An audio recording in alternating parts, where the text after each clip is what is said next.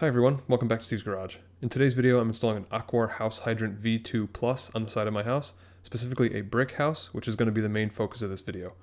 They recommend that the V2 is installed for new construction and not retrofitting old construction, but I'm going to show you how you can do that, again specifically on a brick home.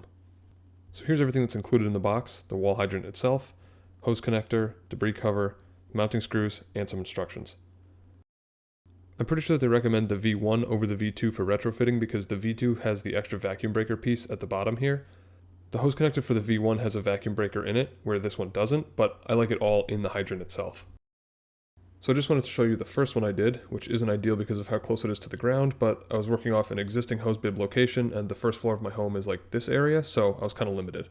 It does work perfectly, and the best part is that because this is a patio, I'm not tripping over a hose bib sticking out of the wall. This is nice low profile, and it's out of the way when not in use. This is the situation on the back of my house. Currently it comes out of the basement and goes to an irrigation system that's no longer functioning.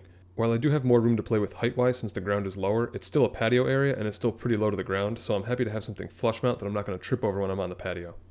Because everyone's plumbing situation is so different, I'm not covering how to hook it up once you get inside the house or removal of your old equipment. I just want to focus on how to install this hydrant onto a brick house. With that, I want to cover some of the tools you'll need to get this done. What I'm using today are basic tools that you would need to drill into a brick house, meaning I don't have any diamond bits and things like that. The most important thing I would say is having a hammer drill. This has really helped. Even though it's not a dedicated hammer drill, it just has the hammer function on a normal drill. It's worked great for everything I've needed it for on this house. Beyond that, I've got some basic masonry bits, nothing crazy, nothing expensive. They work great. I've also got this non-masonry hole saw bit. I'm just going to use it to be cleaning up the hole, no major work with it. I suggest using an old one because you're probably going to ruin it, but with the hammer function on the drill, it does the job. I've also got some masonry chisels, a hammer, and a die grinder's optional. I bought this tool for a different job. I decided to use it on this one with a carbide burr bit. It grinds through the brick really quick. It grinds through mortar even faster because the mortar's softer. It helped, but it's not necessary. If you're looking for an excuse to go buy a die grinder, you can use this job, but it's not a must-have. The biggest thing to keep in mind when installing this on an existing home is the angle that it sits at when it's done. This little wedge piece causes it to sit at a slight angle so that the water will drain out when you're done using it. If this is your outside wall and this is your floor, you want to make sure that it's down far enough that it's not going to hit your floor. In some cases you'll be okay, but I'm trying to go through the existing hole, so I have to make sure that that existing hole is in the right spot. They do give you this handy little template, so this corresponds with this area, and then this outer dotted line corresponds with this wedge piece. So this is pretty handy to have, but again, a little tough to use on brick, but it's good to know the size and location of it all. The first step for me is to enlarge the existing hole in the side of the house, because even without the inlet on the back of the hydrant, it won't fit through the hole. I want to check the position of the hydrant with the existing hole to know where I have to make the larger hole without hitting the floor. Essentially, I want to position this as high as I possibly can without hitting the floor and use as much of the existing hole in the side of the house as I can. I used the 3/4 hole saw as a guide for how big the hole had to be, and then got my drill and masonry bit out to enlarge the hole. This does work. I did it on the front hydrant, but I had forgot that I own a die grinder, so I grabbed that, and that made quick work of the brick. I did use the drill and hole saw on my rim joist. My house is just a brick facade, so the inside is still sheathing with wood rim joist. With the hole bored out enough, I can now slide the hydrant into the house and check the fitment. Now of course, the easy way to do this is to buy a mounting block, attach that to the brick, attach this to the mounting block, and we're done. But I don't want to do that. I want it to be up against the brick, I want it to look nice, I want it to be integrated. I don't want it to look like an afterthought that was tacked onto the side of the house. Because the outer end of the hydrant is heavier than the rest of the pipe, chances are it's probably already sitting at an angle, but I like to grab the little wedge backplate, slip it over the hydrant, and just check its angle relative to the outside wall. In my case, I'm not doing this for any kind of exact measurement. I mainly just want to check the position of the hydrant versus the inside floor. If you did want to be a little more precise with it, you could grab some mounting blocks and just put those on either end and kind of simulate where it would be. Of course, it's going to be a couple more inches into the house, but that's an easy measurement to account for.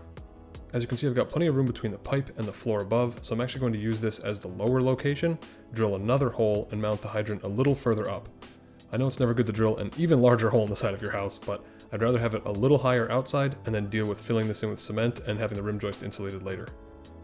So I know I previously said that I wanted to position this as high as I could, but after getting outside, I noticed that this template almost fits between the two courses of brick, and it's a lot easier to cut out the mortar than the brick, so I'm actually going to center it on the existing hole.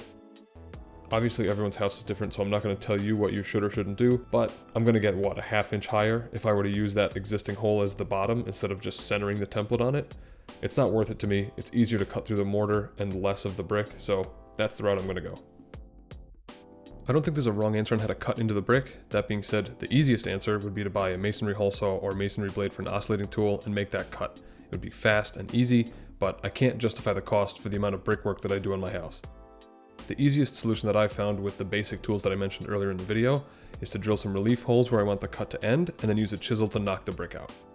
I'm not professing to know anything about masonry here, but I would assume that the type of brick and mortar, the age, all of that factors into how easy this would be to chisel it out. The more relief holes the better, but I kind of know this brick, I've done it a few times, and I know that just a couple work and the brick breaks pretty cleanly. Once I've knocked out enough brick, I like to make a pass with the hole saw. Again, this is a non-masonry bit, but with not a lot of material to go through and the hammer drill setting on, it actually does a pretty good job of cleaning things up. You can see that the opening in the house is kind of two separate holes connected in the middle. This isn't a huge deal because of the way that the Aquor faucet is set up. Because there are two separate pipes coming off the faceplate and there's space between them, that little area in the middle doesn't really matter. If you want to smooth that center area out and make it all uniform, you can. The faceplate will cover it, but personally, I'm not going to waste my time. Before I drill the holes, I just want to cover one thing I did that is completely optional and depending on the style of brick that you have, might not even be necessary. Because the brick in my house has more of a natural edge as opposed to a clean cut like you see with some styles of brick, I wanted to see if I could use the die grinder and smooth it down a little bit so that the faceplate will sit flush against the brick. I didn't do this on the front of the house. I don't think you need to because you're going to end up caulking between that anyway. You want to make sure that that's a watertight seal, but I just wanted to try something because I had the tools and the time to do it. After a little bit of cleanup, which I'm not going to make you watch, the hydrant fits perfectly. You can go ahead and install your little wedge backplate, just double check the fitment, but it should be fine. From there, it's time to drill the mounting holes. This is probably the worst and most difficult part of this whole process, especially if your mounting holes end up right on the edge of the brick and mortar like mine did. It can just be a pain to get a good result. I think you might be able to get a better result if you started with a smaller drill bit and then worked your way up to the correct size, but I didn't do that and you'll see how it turned out. So the hydrant comes with these little anchors and screws. You could use something else if you wanted to, but these fit flush with the faceplate and they look really nice when they're installed. I also used them on the front of the house and they've been there for 2 years without a problem, so I'm gonna go ahead and use them here as well.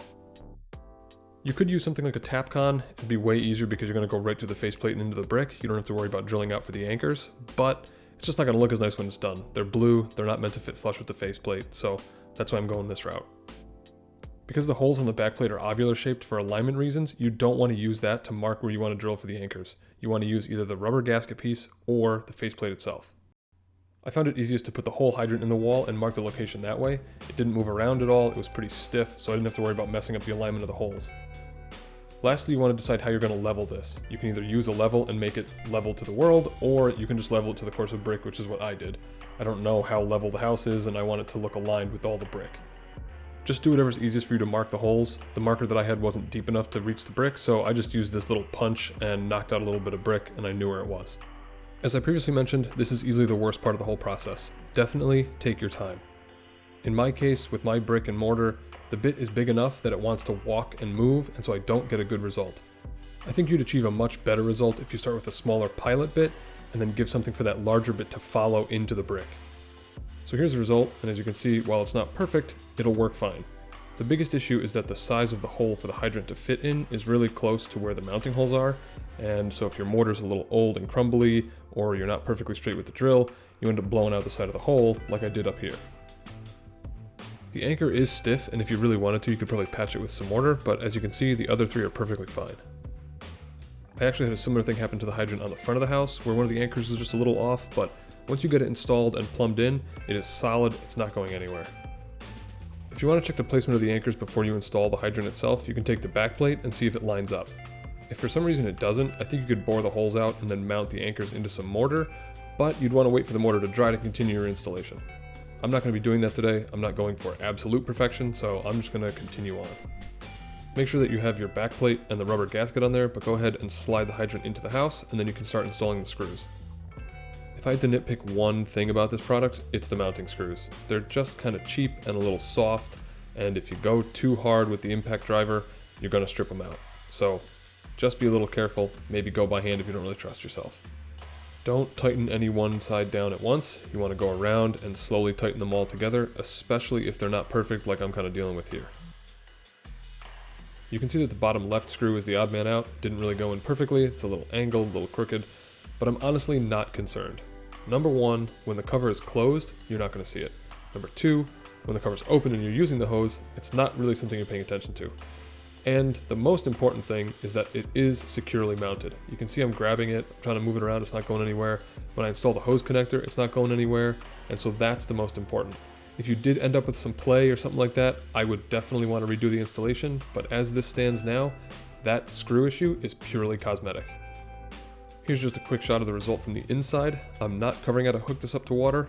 If you have any questions, I can try to help you, but it's just not the focus of the video because everyone's situation and codes are different, and it's not something I want to get into.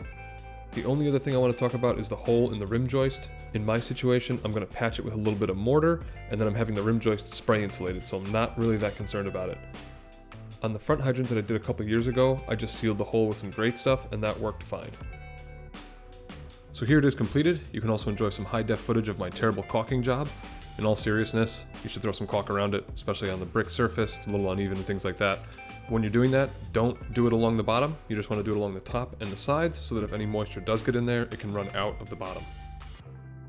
If you have any questions or comments, leave them below. I try to answer everyone. If you found this video helpful or enjoyed it, check out some of my other videos and think about subscribing. Thank you so much for watching.